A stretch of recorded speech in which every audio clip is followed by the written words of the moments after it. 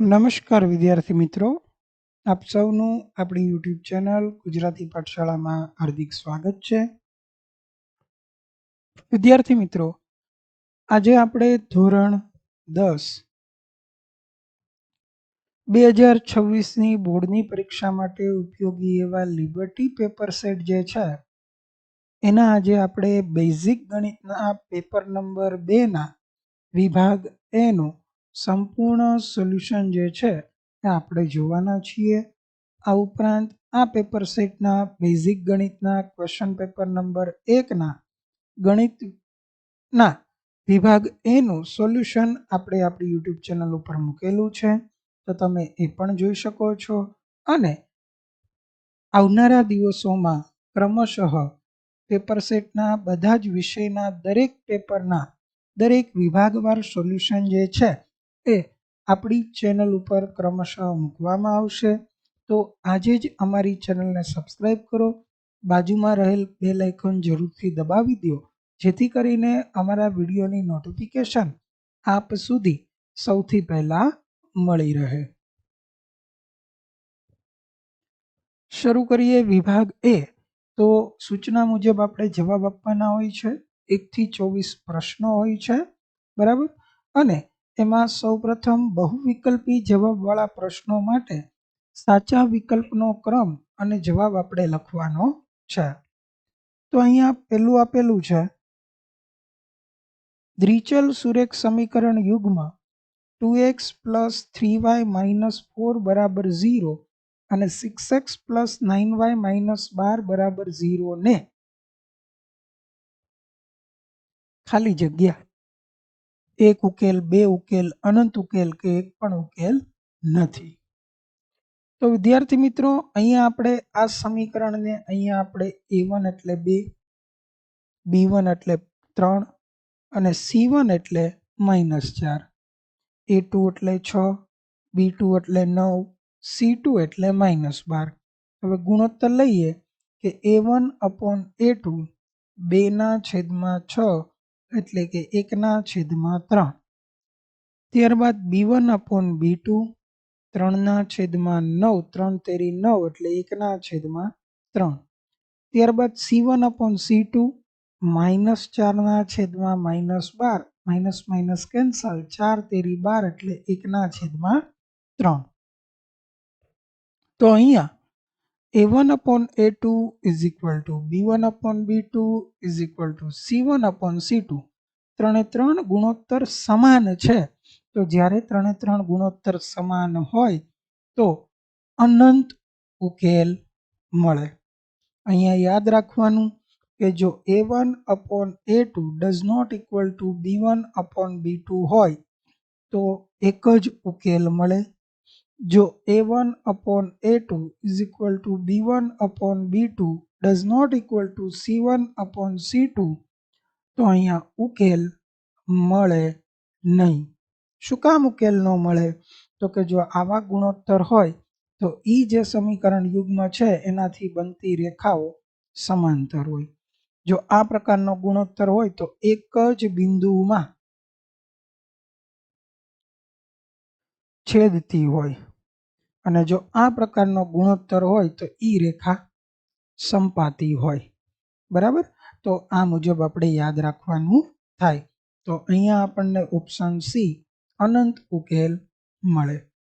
બીજું, ત્રિઘાત સમીકરણ 4x² - 4x + 1 = 0 નો વિવેચક. તો સૌ પ્રથમ પ્રમાણિત સ્વરૂપ સાથે સરખાવીએ તો a = 4, b = -4, c = 1. વિવેચક શોધવા માટેનું સૂત્ર d = b² - 4ac. તો b એટલે -4² -4, a એટલે 4, c એટલે 1.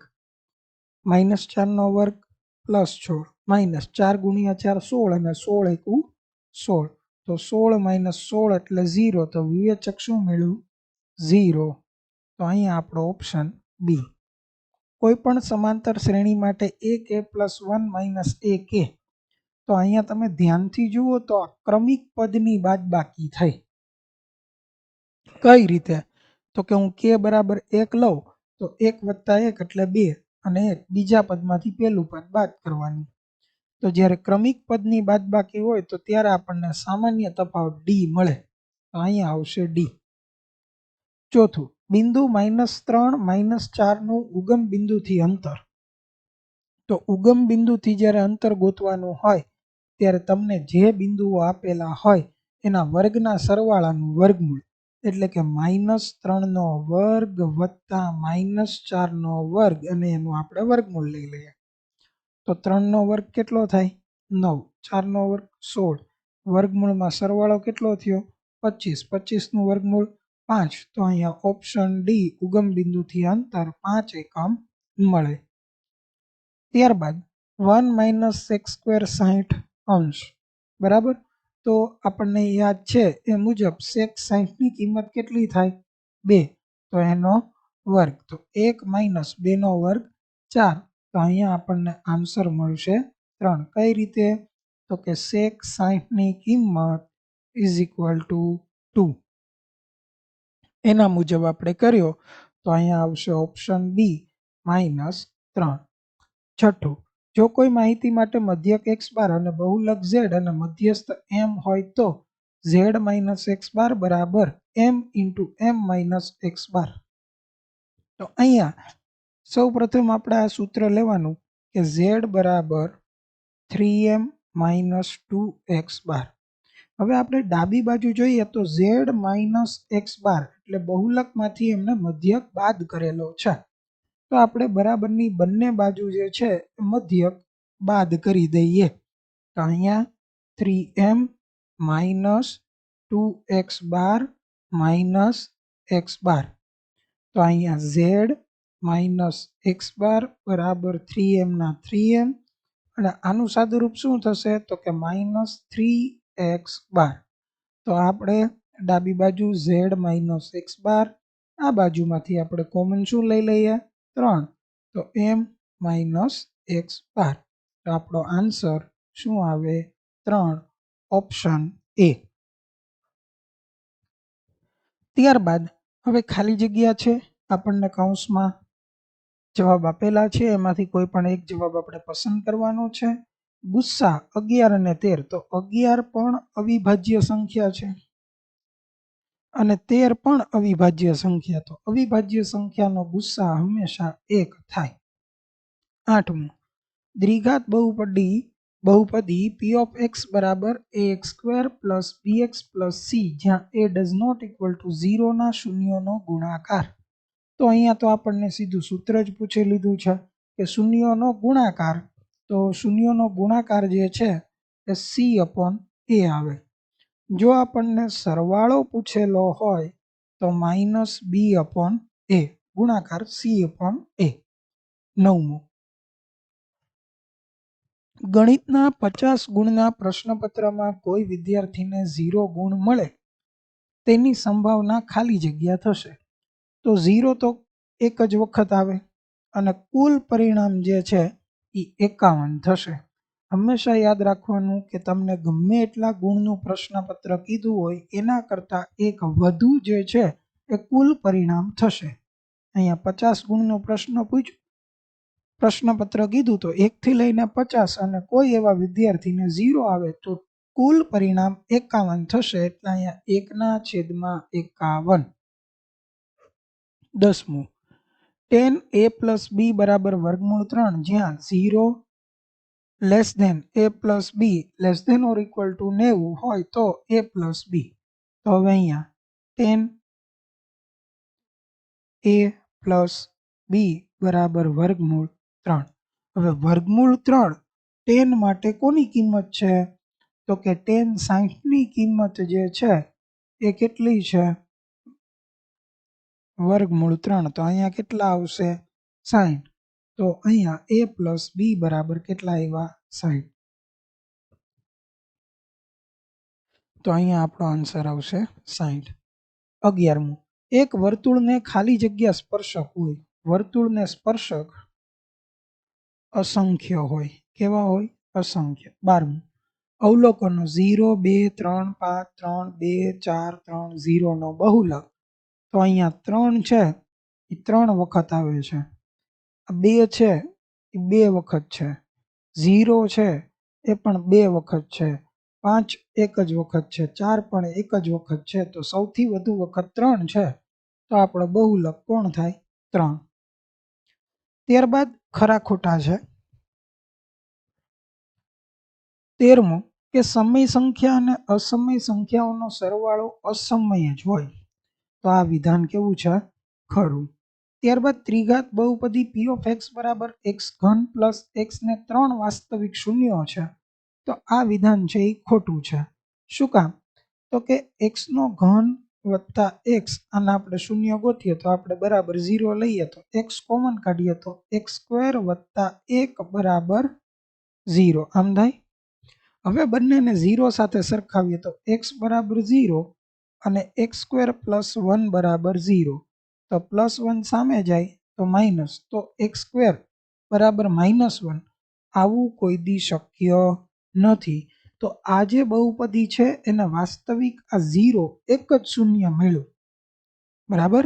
એટલે ત્રિઘાત, આપણને જે ત્રિઘાત બહુપદી આપેલી છે એને 3 શૂન્યો નથી.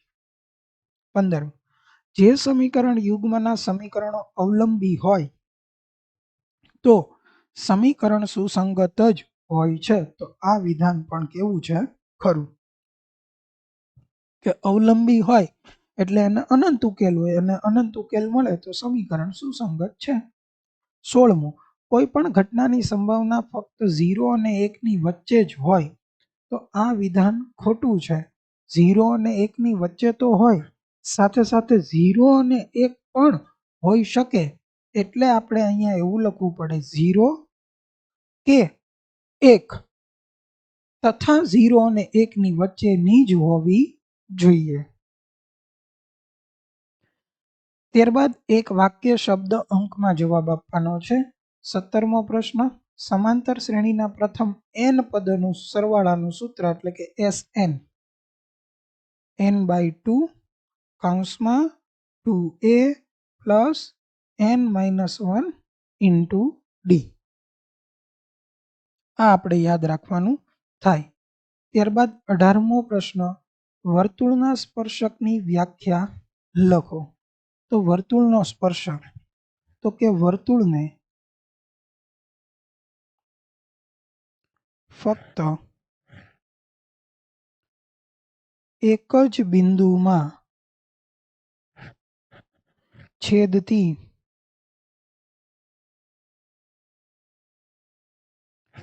રેખાને વર્તુળનો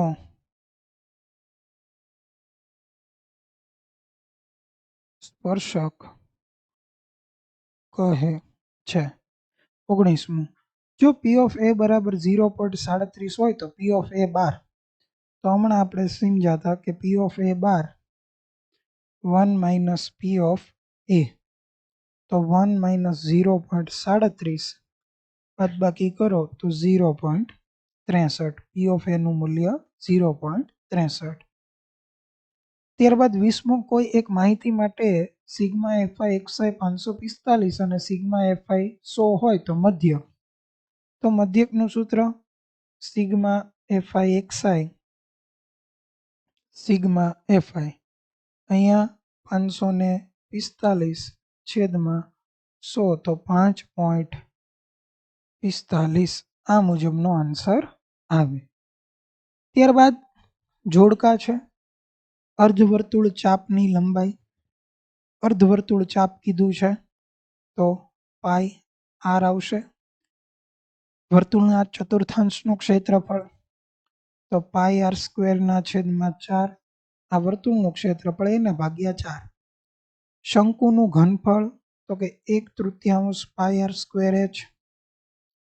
નળાકારની કુલ સપાટીનું પૃષ્ઠફળ, તો કે 2 પાઈ r કૌંસમાં h વત્તા r, આ મુજબ જે છે એ અહીંયા આન્સર આવે.